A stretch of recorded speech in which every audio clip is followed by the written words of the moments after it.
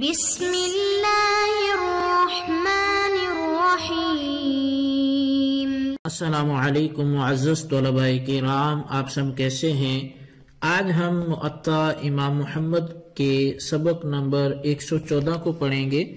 آج کے ہمارے سبق کا عنوان ہے کہ روزہ دار پر کھانا پینا کب حرام ہو جاتا ہے۔ آج کے ہمارے سبق کی عبارت باب متى يحرم الطعام على الصائم سے شروع ہوتی ہے۔ یہ باب ہے اس شخص کے حوالے سے کہ صائم پر، روزہ دار پر کھانا یہ کب حرام ہوتا ہے۔ اور اسی طرح ہم ایک دوسرا باب بھی پڑھیں گے کہ باب من افطر متعمدا فی رمضان، کہ رمضان کے دنوں میں جان بوجھ کر اگر کوئی کھانا پینا کھا لیتا ہے، روزہ توڑ لیتا ہے، تو اس کا شرعاً کیا حکم ہے۔ تو آئیے ہم احادیث سے آغاز کرتے ہیں۔ امام محمد رحمۃ اللہ علیہ لکھتے ہیں کہ اخبرنا مالک حدثنا عبد الله بن دینار عن ابن عمر رضی اللہ عنہما قال قال رسول الله صلی اللہ علیہ وسلم ان بلالا ينادي بليل فكلوا واشربوا حتى ينادي ابن ام مکتوم۔ امام محمد رحمۃ اللہ علیہ بیان کرتے ہیں کہ امام مالک نے ہمیں خبر دی کہ عبداللہ بن دینار نے حضرت عبداللہ بن عمر رضی اللہ عنہما سے ہمیں بتایا کہ رسول اللہ صلی اللہ علیہ وسلم نے فرمایا، بلال رات کو اذان دیتا ہے تو تم اس کے بعد کھایا پیا کرو یہاں تک کہ ابن ام مکتوم کی آواز آئے۔ اخبرنا مالک حدثنا الزہری عن سالم مثلہ قال وكان ابن ام مکتوم لا ينادي حتى يقال له قد اصبحت۔ امام محمد رحمۃ اللہ علیہ بیان کرتے ہیں کہ امام مالک نے ہمیں خبر دی، اور وہ فرماتے ہیں کہ ہمیں سالم سے زہری نے اسی طرح کی حدیث بیان کی۔ کہا کہ ابن ام مکتوم اس وقت تک اذان نہ دیتے تھے جب تک انہیں یہ نہ کہا جاتا کہ تحقیق صبح ہو گئی ہے۔ قال محمد کان بلال ینادی بلیل فی شہر رمضان لسحور الناس وکان ابن ام مکتوم ینادی للصلاة بعد طلوع الفجر فلذلك قال رسول اللہ صلی اللہ علیہ وسلم کلوا واشربوا حتى ینادی ابن ام مکتوم۔ اب امام محمد رحمۃ اللہ علیہ حدیث لکھنے کے بعد اپنا نظریہ اور اس حدیث کی وضاحت لکھتے ہیں کہ حضرت بلال رضی اللہ عنہ رمضان شریف میں لوگوں کو سحری کرنے کے لیے اذان دیا کرتے تھے، اور حضرت ابن ام مکتوم طلوع فجر کے بعد نماز کے لیے اذان دیا کرتے تھے۔ اس لیے نبی علیہ الصلوۃ والسلام نے فرمایا کہ کھاؤ پیو یہاں تک کہ ابن ام مکتوم جو ہیں وہ آ کر اذان دے۔ تو اس روایت میں رمضان شریف میں 2 مرتبہ اذان کہنے کا وہ ثبوت ملتا ہے، ایک سحری کے لیے اور دوسری نماز فجر کے لیے۔ حضرت بلال رضی اللہ عنہ کا طلوع فجر سے پہلے رات کے وقت اذان دینا، اس میں ائمہ کرام کا اختلاف ہے۔ امام مالک، امام شافعی اور کچھ اور فقہا اس سے یہ استدلال کرتے ہیں کہ اذان وقت سے قبل جائز ہے، یعنی کسی نماز کے وقت شروع ہونے سے پہلے اگر اذان کہی گئی تو وہی اذان کافی ہوگی، اعادے کی ضرورت، لوٹانے کی ضرورت نہیں ہے۔ جبکہ امام اعظم امام ابو حنیفہ رحمۃ اللہ علیہ فرماتے ہیں کہ وقت سے پہلے دی گئی اذان وہ معتبر نہیں ہے، لہٰذا وقت شروع ہونے پر دوبارہ کہی جائے گی، کیونکہ اذان کی مشروعیت کی وجہ یہی ہے کہ اس سے نماز کے وقت کے دخول کی خبر دی جائے تاکہ لوگ جماعت میں شامل ہونے کی تیاری کریں۔ اور رہا حضرت بلال رضی اللہ تعالیٰ عنہ کا وقت صبح سے قبل اذان کہنا، تو یہ لوگوں کو سحری کھانے کے لیے، اٹھنے کے لیے اطلاع دینے کے لیے ہوتا تھا، وہ اس لیے نہیں ہوتا تھا کہ اس سے صبح کی نماز کا وقت شروع ہونا بتایا جا رہا۔ اور اس میں حدیث پاک میں یہ بات صراحتاً مذکور ہے جو صحیح مسلم شریف کی حدیث پاک ہے، اور اس کے راوی حضرت سمرہ بن جندب رضی اللہ تعالیٰ عنہ ہے کہ نبی علیہ الصلوۃ والسلام نے فرمایا، بلال کی اذان تمہیں ہرگز دھوکے میں نہ ڈالے، اور نہ ہی صبح کی عمودی روشنی یہاں تک کہ وہ پھیلنا شروع ہو جائے۔ اسی طرح صحیح مسلم میں ہی دوسری روایت حضرت عبداللہ بن مسعود رضی اللہ تعالیٰ عنہ کے والے سے کہ وہ بیان کرتے ہیں کہ رسول اللہ صلی اللہ علیہ وسلم نے فرمایا بلال کی اذان تمہیں سحری کھانے سے نہ روکے، کیونکہ وہ اذان اس لیے دیتا ہے تاکہ رات عبادت کرنے والے گھر آ کر سحری کھا لیں، اور اس لیے تاکہ سونے والے اٹھ کھڑے ہوں۔ تو اب صحیح مسلم میں مذکورہ یہ دونوں احادیث سے یہ ثابت ہو گیا کہ حضرت بلال حبشی رضی اللہ تعالیٰ عنہ کی اذان صبح جو تھی، وہ اذان جو تھی وہ نماز صبح کے لیے نہیں ہوتی تھی، بلکہ تہجد گزاروں کو سحری کھانے کی اطلاع کرنے کے لیے وہ اذان ہوتی تھی کہ وہ اب آ کر سحری کھا لیں، اور ان لوگوں کو جو آرام کر رہے ہوتے تھے انہیں جگانے کے لیے ہوتی تھی تاکہ وہ اٹھ کر سحری تیار کریں اور روزہ رکھیں۔ اچھا، دوسرا مسئلہ یہ معلوم ہوا کہ صبح کی نماز کا وقت یہ اس پیدی کے نمودار ہونے کے بعد شروع ہوتا ہے جو چوڑائی میں ہو، اسے صبح صادق کہا جاتا ہے، اور یہی وقت سحور جو ہے یہ ختم ہوتا ہے۔ اس کے بعد کھانا پینا وہ ممنوع ہو جاتا ہے اور نوافل بھی ادا نہیں کیے جا سکتے۔ امام محمد رحمۃ اللہ علیہ نے موطا میں حضرت بلال رضی اللہ تعالیٰ عنہ کی اذان کے بارے میں جو فرمایا وہ بالکل احادیث کے مضامین کے مطابق ہے، لہذا معلوم ہوا کہ حضرت امام اعظم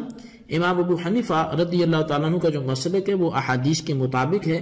اس لیے وقت سے پہلے دی گئی جو اذان ہے وہ وقت شروع ہونے پر دوبارہ دی جائے گی۔ تو بہرحال یہ ہمارا جو کلام تھا یہ پہلے باب پر تھا، اب ہمارا باب شروع ہوتا ہے باب من افطر متعمدا فی رمضان، کہ یہ باب اس شخص کے بارے میں ہے کہ جس نے رمضان کے دنوں میں جان بوجھ کر روزہ توڑ دیا۔ تو اس حوالے سے امام محمد رحمۃ اللہ علیہ وہ حدیث ذکر کرتے ہیں کہ اخبرنا مالک حدثنا الزہری عن حمید بن عبد الرحمن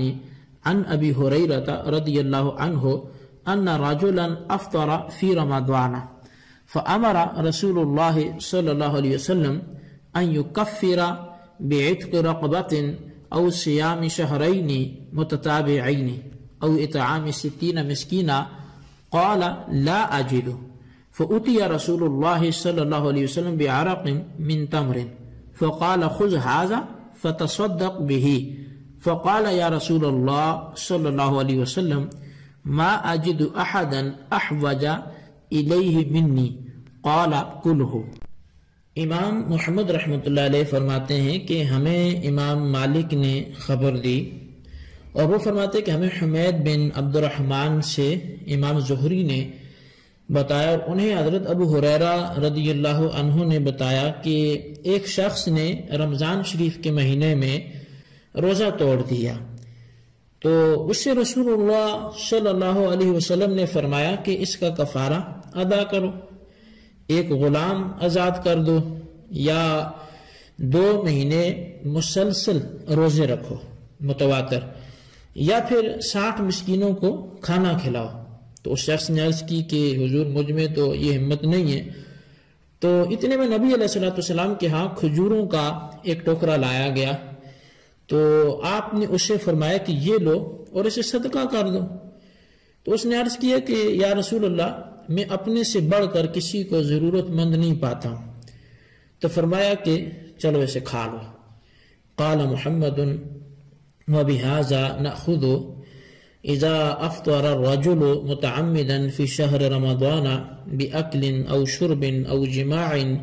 فعليه قضاء يوم مكانه وكفارة الزهار ان يعتق رقبة فإن لم يجد فصيام شهرين متتابعين فإن لم يستطع أطعم 60 مسكينا لكل مسكين نصف صاع من حنطة أو صاع من تمر أو شعير۔ امام محمد رحمۃ اللہ علیہ فرماتے ہیں کہ ہمارا احناف کا یہی مسلک ہے کہ جب کوئی شخص جان بوجھ کر رمضان شریف کا روزہ کھانے پینے یا جماع کرنے سے توڑ دیتا ہے تو اس پر اس دن کی قضا بھی ہے اور کفارہ زہار کی طرح کفارہ بھی ہے، یعنی ایک غلام آزاد کرے، اور اگر اس کی طاقت نہ ہو تو 2 مہینے کے متواتر روزے رکھیں، اور اگر اس کی بھی طاقت نہ ہو تو 60 مسکینوں کو کھانا کھلا دے۔ ہر مسکین کو گندم کا نصف سا یا کھجوروں یا جو کا پورا سا یہ دے گا۔ اب اس روایت میں دو باتیں جو ہیں وہ تفصیل طلب ہیں۔ پہلی یہ ہے کہ روزہ توڑنے کا جو واقعہ مذکور ہے وہ دوسری احادیث کی روشنی میں ایسے شخص کا واقعہ ہے جس نے اپنی بیوی سے رمضان کا روزہ رکھ کر دن کے وقت میں جان بوجھ کر ہم بستری کر لی تھی۔ اس شخص کو نبی علیہ السلام نے کفارہ ادا کرنے کا حکم دیا۔ اس واقعے کے پیش نظر کچھ لوگ وہ یہ کہتے ہیں کہ مذکورہ جو کفارہ ہے یہ صرف آمدن جمع کرنے سے ہی متعلق ہے، یعنی جان بوجھ کر اگر کوئی شخص جمع کرتا ہے تو وہ کفارہ دے گا، لیکن اگر جان بوجھ کر کوئی روزے میں کھانا کھا لے پانی پی لے تو اس کا وہ یہ حکم نہیں مانتے۔ امام محمد رحمۃ اللہ علیہ نے روایت کے بعد جو اپنا مسلک بیان کیا ہے کہ رمضان کے روزے میں جان بوجھ کر جمع کرنے والے، کھانے والے، پینے والے سب پر کفارہ ایک جیسا ہے۔ اب اس پر کچھ لوگ وہ اسی حدیث کے تحت جو ہے وہ بڑا تعصب والا طریقہ اختیار کرتے ہوئے اور خیانت والا طریقہ اختیار کرتے ہوئے وہ اس حدیث معطا امام محمد کے تحت وہ یوں لکھتے ہیں کہ حنفیہ نے کھانے پینے کو بھی جمع پر قیاس کیا ہے، لیکن قیاس سے کسی چیز کی فرضیت ثابت نہیں ہوتی۔ اس تنقید کا ان کا واضح مقصد یہ ہے کہ حناف حدیث کے بجائے وہ اپنے قیاس سے مسائل ثابت کرتے ہیں اور یہاں تک کہ فرضیت تک قیاس سے ثابت کر جاتے ہیں۔ تو حالانکہ یہ کتنا بڑا الزام ہے، اس کے جواب میں ہم حناف جو ہے وہ یہ کہتے ہیں کہ حالت مذکورہ میں جب گناہ لازم ہوتا ہے تو قابل غور بات یہ ہے کہ اس کی علت کیا بنی، یعنی ایک بندہ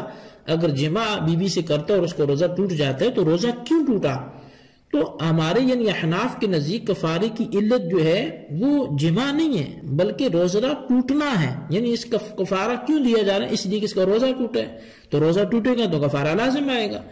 تو روزہ جس طرح جمع کرنے سے ٹوٹ جاتا ہے اسی طرح کھانے اور پینے سے بھی تو ٹوٹ جاتا ہے، یعنی اگر روزے کے درمیان کوئی جان بوجھ کے جمع کرے تو روزہ ٹوٹ جائے گا، تو کھائے پیے گا تو روزہ نہیں ٹوٹے گا، تو ٹوٹ جائے گا۔ اب جمع سے ٹوٹا تھا تو کفارہ لازم آیا، تو یہاں بھی تو ٹوٹا، تو لہٰذا علت ایک ہونے کی وجہ سے جمع اور آمدن کھانے پینے کی کا جو ہے وہ ایک ہی حکم ہوگا۔ اب اس پر پھر کوئی کہہ سکتا ہے کہ یہ بھی قیاس ہی ہوا، تو ہم کہیں گے کہ آمدن کھانے پینے سے روزہ ٹوٹنا، اس پر کفارے کا لازم ہونا وہ بھی صریح حدیث میں موجود ہے۔ آپ دیکھیں تو کہ امام بہقی نے حمید بن عبد الرحمن کے حوالے سے روایت کیا کہ وہ کہتے ہیں کہ حضرت ابو ہریرہ رضی اللہ تعالیٰ عنہ نے مجھے حدیث سنائی کہ نبی علیہ السلام نے ایک آدمی کو جس نے رمضان شریف کے مہینے میں روزہ توڑ دیا تھا اس کو فرمایا کہ غلام آزاد کرو یا 2 ماہ متواتر روزے رکھو یا 60 مسکینوں کو کھانا کھلاؤ۔ اسے امام مسلم نے اپنی صحیح میں روایت بھی کیا، یہ امام بہقی فرماتے ہیں۔ اور اسی طرح مختلف روایات ہیں، تو ان روایات میں روزہ توڑنے کا کفارہ کہیں بھی صرف جمع کے ساتھ معتبر نہیں ہے بلکہ ان میں مطلقاً جان بوجھ کر توڑنے کے الفاظ ہیں، خواہ وہ جمع کے ذریعے توڑا ہو یا آمدن کھانے پینے سے توڑا ہو، تو معطا کا باب بھی وہ توڑنے پر باندھا کیا ہے۔ لہٰذا جو لوگ احناف پر اعتراض کرتے ہیں تو انہیں ذرا ہوش کے ناخن لینے چاہیے اور انہیں ذرا عقل سلیم سے کام لینا چاہیے۔ اور دوسری بات یہ کہ نبی علیہ السلام کا یہاں سائل کو یہ فرمانا کہ پہلے تو یہ کہ جا کے صدقہ کرو، دوسرا یہ کہ چلو خود ہی کھا لو، تو یہ اس شخص کو اسی کے اہل و عیال کو کھلانے کا یہ حکم دینا، یہ اس بارے میں گزارش یہ ہے کہ کفارہ کی ادائیگی کا یہ طریقہ صرف اور صرف اسی سائل کے ساتھ مخصوص تھا،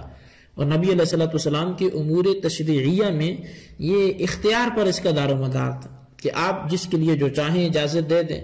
اور آپ نے اسی اختیار کا استعمال کرتے ہوئے اس کو تو اس کی اجازت دے دی، جیسے گواہی کے باب میں حضرت خزیمہ کو ایک بندے کی گواہی 2 کے برابر قرار دے دی، تو